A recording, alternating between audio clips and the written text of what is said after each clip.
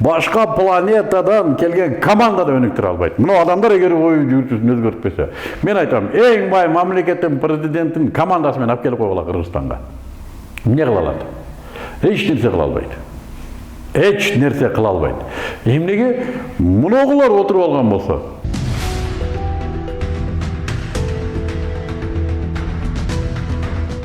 Assalamu alaikum. Бүгүн да мен бир өзүм ойлонуп жүргөн ойлорумдун бирин силер менен бөлүшкүм келет. Өлкөнүн өнүгүүсү. Ушул жөнүндө аябай көп сөз жүрөт, өлкөнүн өнүгүүсү. Биз өлкөбүздү өнүктүрүшүбүз керек, мамлекетибизди бакубат кылышыбыз керек. Бирок кайдан билбейм, бир планетадан учуп келген баскынчылар, коррупционерлер биздин мамлекетти кууратып атат, уурулар уурдап атат. Биз байкуш эл өнүкпөй атабыз. Жыйынтыгында көп ойлордун жыйынтыгы мына ушуга келет. Биз өнүгөлү деген оюбуз бар, мамлекетибизди да бакубат кылайлы деген оюбуз бар, бирок тилекке каршы кайдан жайдан билбейм, бир ушу башка бир планетадан келген сымал ушундай бир жут пайда болду, коррупция деген ушул бүт бар жокту кыйратып атат. Мына ушул нерсени айтып жүрөбүз, бирок эгерде ушуга сүңгүп ойлоно турган болсок, башка планетадан келген коррупционерлер эмне үчүн келип ээлеп алды?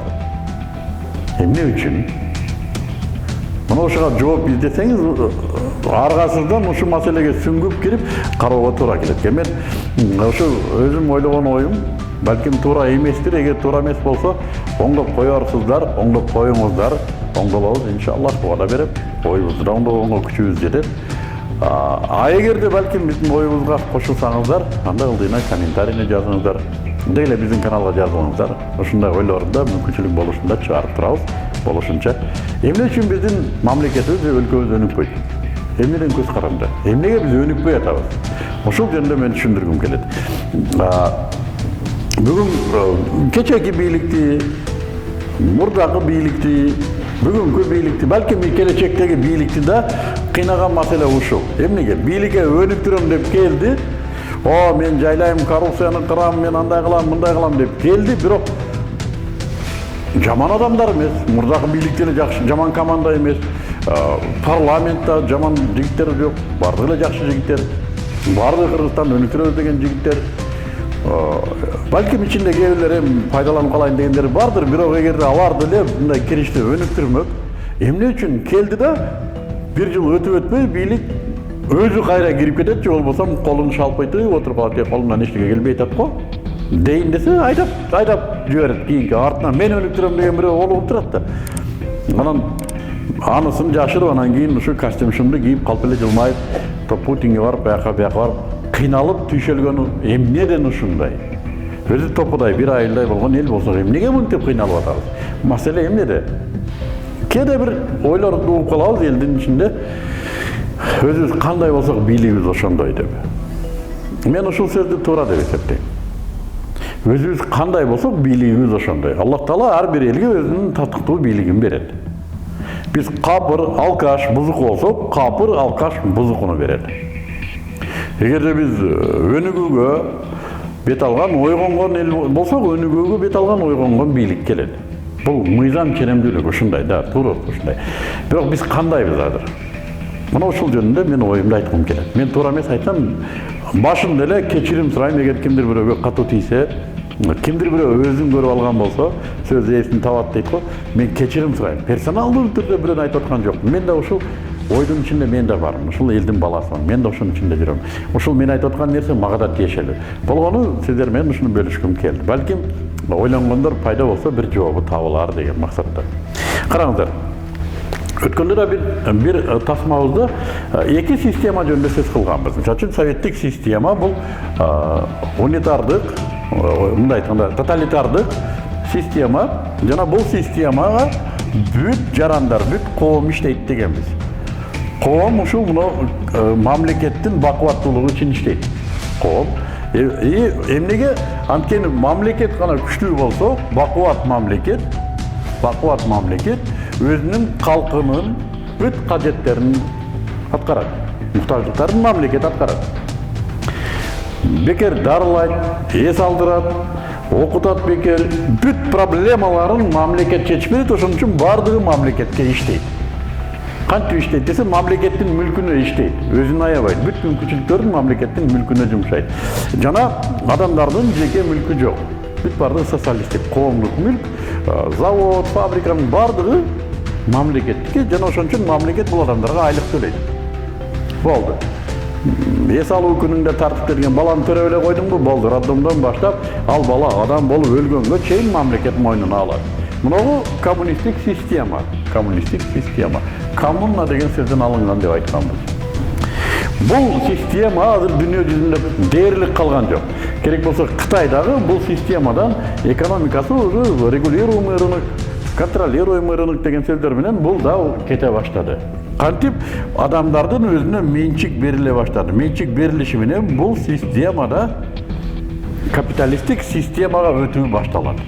Капиталисттик система айырмасы эмне? Мамлекет жарандар жөнүндө кам көрүүсү башкан мунарада. Мындай таталдык эмес. Бул жерде мамлекет адамдардын мүмкүнчүлүгүнө, жөндөмүнө мүмкүнчүлүк бере турган мамлекет.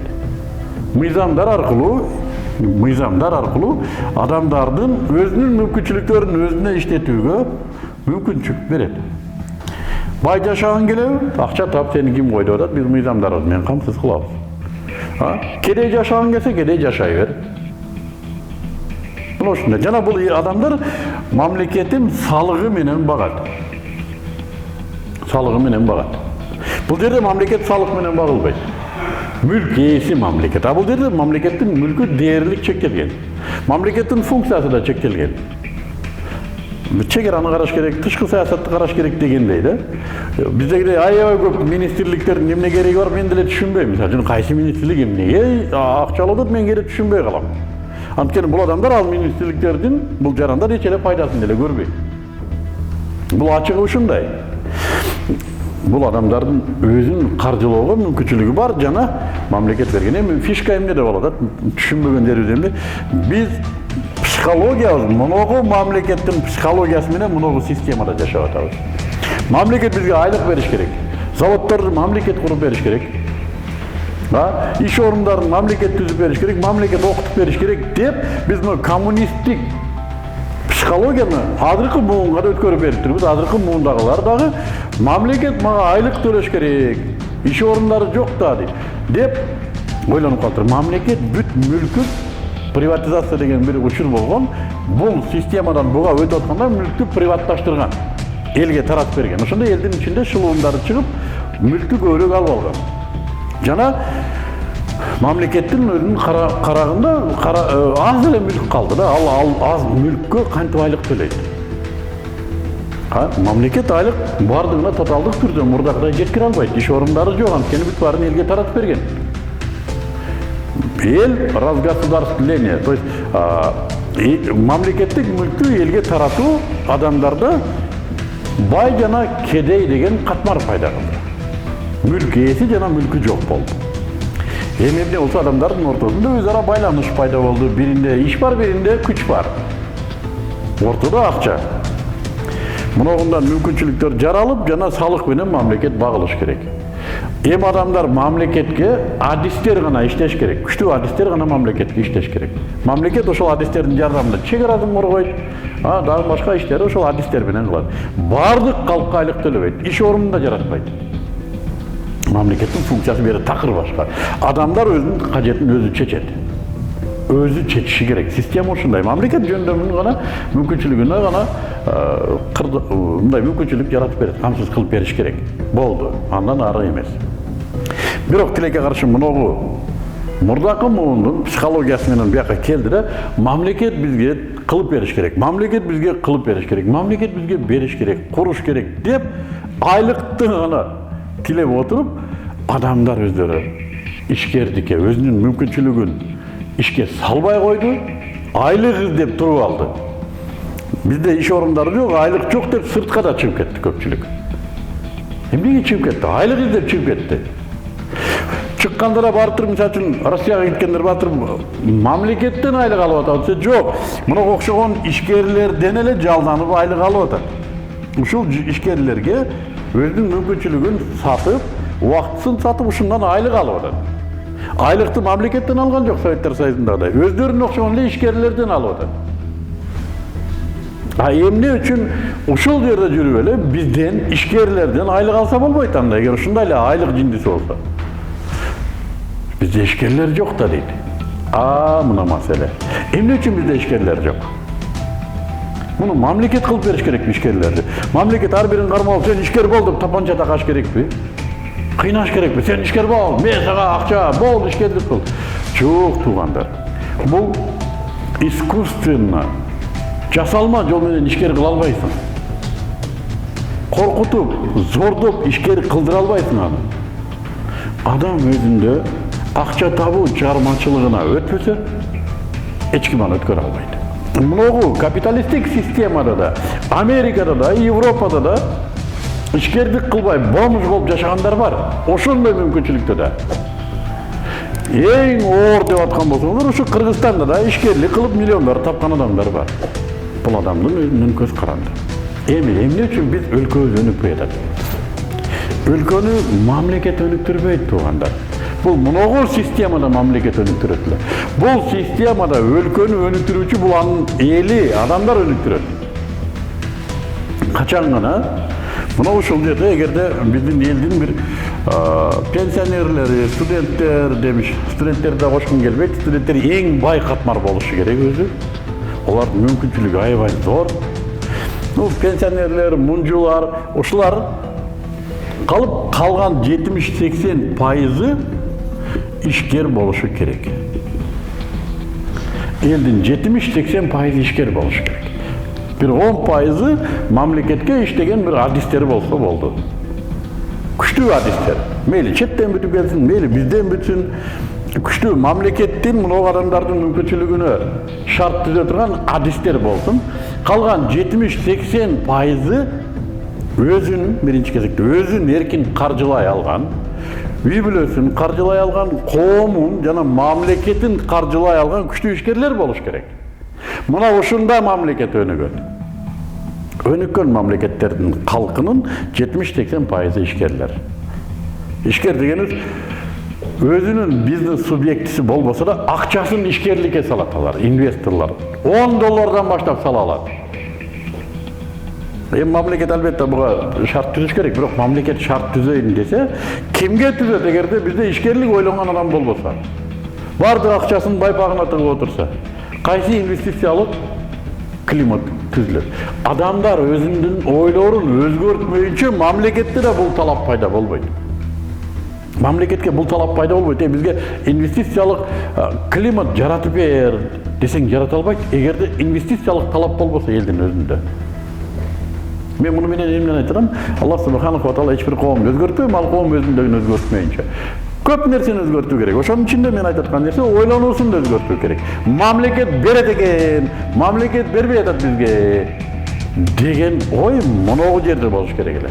Мен бүт денемди, убактымды бүт мамлекетке бердим, мамлекет бербей атат. Моногу жерде мен мамлекетке эмне бердим деп айтылат. Ошон үчүн батыштагылар ушинтип айтат. Сен мамлекет эмне берди дебе, мамлекет мага мен эмне бердим мамлекетиме деп ошентип ойлон деп тарбиялайт.